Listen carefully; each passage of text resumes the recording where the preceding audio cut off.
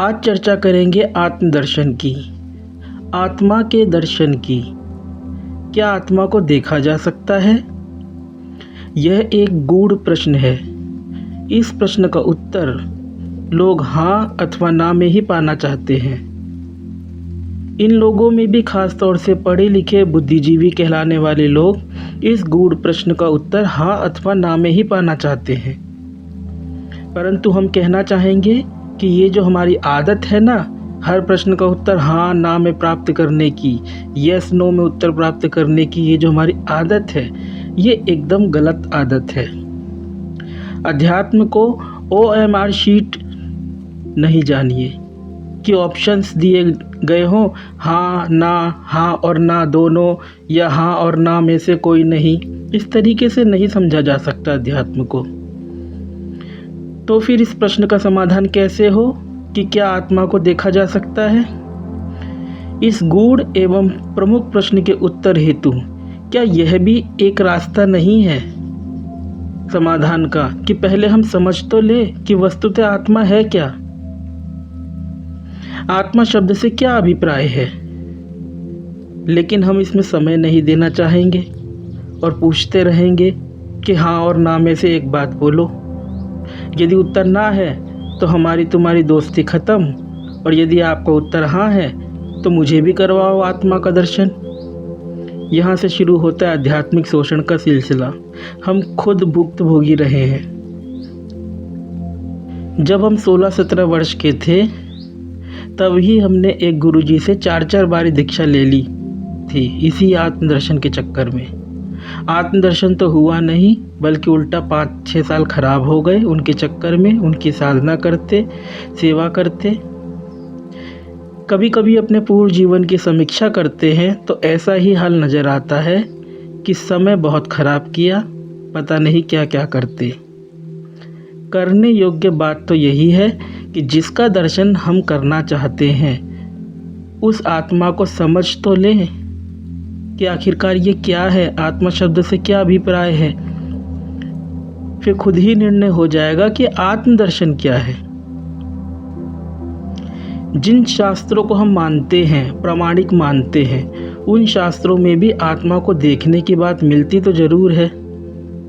तो ऐसी बातें पढ़कर हम तुरंत यह धारणा बना लेते हैं कि यस, आत्मा जैसी कोई चीज़ होती है जिसका कि दर्शन हो सकता है।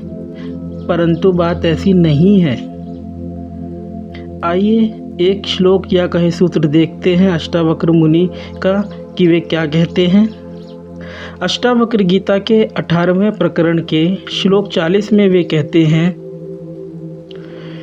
क्वात्मनो दर्शनम तस्य यद दृष्टम अवलंबते धीरास्तं तम न पश्यन्ति पश्यांतम आत्मानम अव्ययम्। अर्थात उसको आत्मा का दर्शन कहाँ है जो कि दृश्य का अवलंबन करता है। धीर पुरुष दृश्य को नहीं देखते हैं, वे अविनाशी आत्मा को देखते हैं। इस सूत्र में मुनि अष्टावक्र स्पष्ट तौर पर कह रहे हैं कि धीर पुरुष आत्मा को देखते हैं। ऐसे सूत्र या श्लोक पढ़कर हम तुरंत यह निश्चय ठहरा दिया करते हैं कि यस, आत्मा को देखा जा सकता है। परंतु बात ऐसी बिल्कुल भी नहीं है। क्यों? इसी सूत्र में यह बात छिपी हुई है कि ऐसा कदापि नहीं है कि आत्मा कोई देखी जाने वाली विषय वस्तु हो, कोई अनुभव करने वाली विषय वस्तु हो। आइए समझते हैं कैसे। मुनि अष्टावक्र कहते हैं, क्वात्मनो दर्शनम तस्यम यद दृष्टम अवलंबते। उसको आत्मा का दर्शन कहाँ जो कि दृश्य का अवलंबन करता है। मतलब दृश्य का अवलंबन करने वाले के लिए आत्मा का दर्शन इम्पॉसिबल है। इससे यह अर्थ हुआ कि यदि आत्मा का दर्शन करना है तो दृश्य का अवलंबन लेना त्यागना होगा। दृश्य का अवलंबन लेने से अर्थ क्या है? दृश्य का अवलंबन लेने से अर्थ है ऐसा मानना कि दृश्य है, ऐसा मानना कि दृश्य का अपना स्वयं का स्वतंत्र वजूद है। हम सभी की यह मान्यता है कि दृश्य है और मैं उस दृश्य को जानता हूँ। हमारी ऐसी मान्यता में दो बातें हो जाती हैं। पहली बात तो यह है कि मेरे जानने से पृथक दृश्य मौजूद है, मुझसे पृथक अपनी स्वतंत्र सत्ता लिए हुए मौजूद है। यह तो हुई पहली बात। दूसरी बात हुई यह कि उस स्वतंत्र रूप से मौजूद दृश्य को मैं जानता हूँ। यदि ऐसी ही हमारी दृढ़ आस्था है, मान्यता है कि दृश्य है, हमसे पृथक है और उस दृश्य को मैं जानता हूँ, स्वतंत्र रूप से मौजूद उस दृश्य को मैं जानता हूँ, तो मुनि अष्टावक्र हमारे लोगों के लिए कहते हैं क्वात्मनो दर्शनम तस्यम यद दृष्टम अवलंबते, अर्थात उसको आत्मा का दर्शन कहाँ जो कि दृश्य का अवलंबन करता है, जो कि मानता है कि दृश्य है, मेरे जानने से पृथक अपनी स्वतंत्र सत्ता लिए हुए मौजूद है, उसके लिए आत्मा का कोई दर्शन वगैरह नहीं है, मुनि अष्टावक्र के शब्दों में। अब यह बात स्पष्ट हो गई कि जो कुछ हम दिन रात जाना करते हैं उसे यदि है मानते रहेंगे कि ये है, वह सब कुछ सचमुच में ही है, तो आत्मदर्शन की बात तो भूल ही जानी पड़ेगी। ऐसे में उपाय क्या है? हमें तो यही प्रतीति होती है कि यह सब कुछ सचमुच में ही है। उपाय मुनि अष्टावक्र बताते हैं इसी सूत्र में। वे कहते हैं भाई धीर बनो, अर्थात विवेकी बनो, धीरास्तम तम न पश्यन्ति। बड़ी ही सुंदर बात कह दी मुनि ने। वे कहते हैं धीर पुरुष दृश्य नहीं देखते हैं। क्या वे आंख बंद कर लेते हैं? नहीं, ऐसा बिल्कुल भी नहीं है, क्योंकि आंख बंद करने पर जो काला, लाल या भूरा रंग दिखाई पड़ता है, जान पड़ता है, वह भी दृश्य ही है। चाहे आंख खुली रखो या बंद रखो, दृश्य तो मुंह बाए खड़ा ही है। तो फिर मुनि कहते मत देखो, विवेकी बनो। क्या अर्थ है इसका? इसका अर्थ वही है जो कि हम अनेक बार बता चुके हैं, अपने लेखों में लिख चुके हैं, सत्संग में बता चुके हैं, अब पुनः बताते हैं। दृश्य को ना देखने का सीधा, साफ एवं स्पष्ट अर्थ यह है कि देखते हुए भी मत देखो। यह भजन या कहें ध्यान करने की कला है, और यह कोई जटिल बात नहीं है, कोई विशेष अभ्यास नहीं है जिसकी सिद्धि हेतु आपको किसी की कृपा की ज़रूरत हो अथवा कोई साधना की अपेक्षा हो। यह एकदम सरल बात है। आपके देखने के अनुभव में, लुकिंग में दृश्य है ही नहीं। देखने के अनुभव में, देखने में सिर्फ और सिर्फ देखना भर है, लुकिंग मात्र है। यदि यह बात आत्मसात हो जाए तो यह पता चलेगा कि देखने में दृश्य नहीं है, तो उस दृश्य को देखने वाला कोई दृष्टा भी नहीं है। अर्थात लुकिंग में, देखने में या देखने के अनुभव में दृष्टा एवं दृश्य ये दोनों ही नहीं है। आगे मुनि अष्टावक्र कहते हैं